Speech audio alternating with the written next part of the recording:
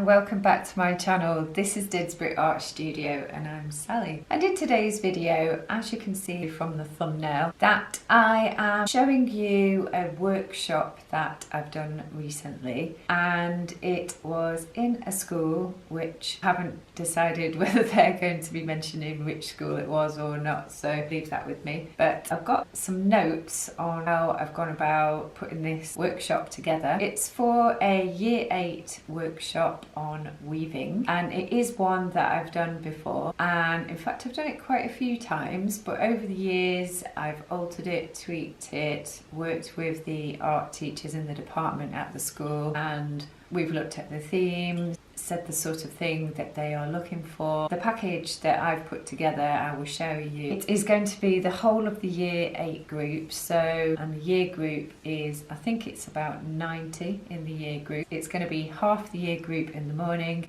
and then half the year group in the afternoon for the art workshop. It's going to be based in the art department's one of the classrooms, which is a huge, beautiful large classroom. And when I have half the year group in the morning, the other half, well, this is what happened last year, so we'll see, the other half went with another artist that was brought in. I think last year it was artists, so the two complemented each other really well. I teach and present, introduce the techniques that I'm doing, and then I also have a supporting teacher, which is always really useful, to be honest with you, because obviously, you know, when you're demonstrating and you've got a large class of half the year group, then it's really helpful to have someone else in there as well, extra pair of hands. Okay, so I also wanted to tweak the boards. I've got them behind the ring light over there, but I will show them in a minute. But I wanted to tweak them slightly because a couple of the weaving samples that I've done previously, obviously when I store them, I just feel like things can just need updated. So I have altered some of the samples, which is why I've been doing a lot of the weaving tutorials recently. The order of the morning, if you're interested, it's the same format for the morning and the afternoon. I introduce and present myself, so artist and art teacher specialising in textiles. I have a PowerPoint presentation, a little bit about my work, and then some other artist references, weaving artists that will also inspire the pupils' work. Start showing my weaving examples. Usually when I start showing the weaving examples and samples that I've done, use a visualizer at the front of the class because it's a very large classroom. It's really good to project that on the screen behind me, all the little details that I'm doing, so that's really, really helpful. If we don't use the visualizer, then usually we just gather around one of the large tables and get all the group around it so that I can just demonstrate. And I usually demonstrate, I'll show you in a bit, but on a large weaving board that I've just created from some foam board. Is a little bit bigger for the pupils to see. What I normally do is show a couple of the weaving techniques at a time so that there's not too much to remember. I can just go through maybe one or two techniques, then set the pupils off, then I'll go around and help individually, then we regroup, or I'll go back on the visualizer and I'll demonstrate one or two more skills as and when pupils finish. We also, the technician at the school and myself, will go in and we'll set up loads of different colour copies on the tables of the artist's work and perhaps of their themes that they're using. So I know in the past they'd use seasons as a theme, so we'd had some pictures of seasonal colour copies. That's the cat, if you can hear her over there. Oh, she's on her way out, hang on. And I hope she's not going to be distracted.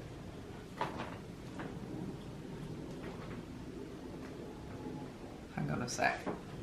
Okay, sorted. Where were we up to? So putting colour copies on the table, maybe some A4, maybe some A3, scatter them around the room for inspiration so they can be inspired by other artists' work, as well as some of the samples that I'm going to be taking, some of the weave samples. So moving on to resources, the school will have a lot of the resources. So things like scissors and wool, also the weaving cards, weaving needles. So the technician and myself have walked up all the different boards for all the pupils. And we've done that beforehand so that there isn't any hanging around. It takes up a lot of time to walk up the weaving cards. So it's just one less thing for the pupils to be focusing on so they can get on with doing the actual weaving side of things and put out all the relevant wool colours on their tables so they've got everything to hand. So those are the two boards the 2 foam boards that I have just put together. You can see there's many different techniques on there. I would probably start up there with the tabby weave and then start implementing some of the other ones as I go along. See how long they take. But I've moved over this side into a little bit more macrame if there was some extension work that needed to be done in the time given. I'm not sure how long things will take. And there's also some ruffles. I wanted to show that you could also weave into the actual weaving card. There's the first board.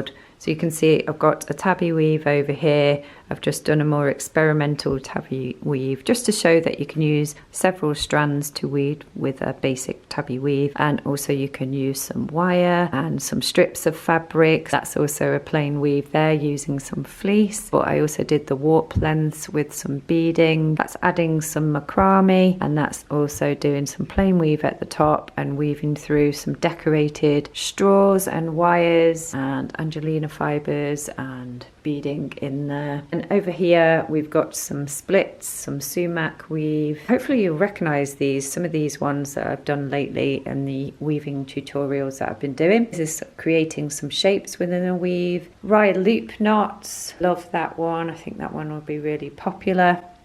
And then over here I just wanted to show as well the different things that you can do with weaving, so you don't have to just stick with the conventional weave. So this is a little bit more conventional with the horizontal and the vertical stripes. Then we've got some raya knots there. Sorry, a plane's going over. And then, yeah, these are just strips of fabrics that I've just ruched out of the actual warp, and these are more loopy lengths of fabrics that I thought would work well for a nice textural effect. Then this one here, this gradient of kind of different fabric, is the same technique as the raya knots over here, but done with fabric in there.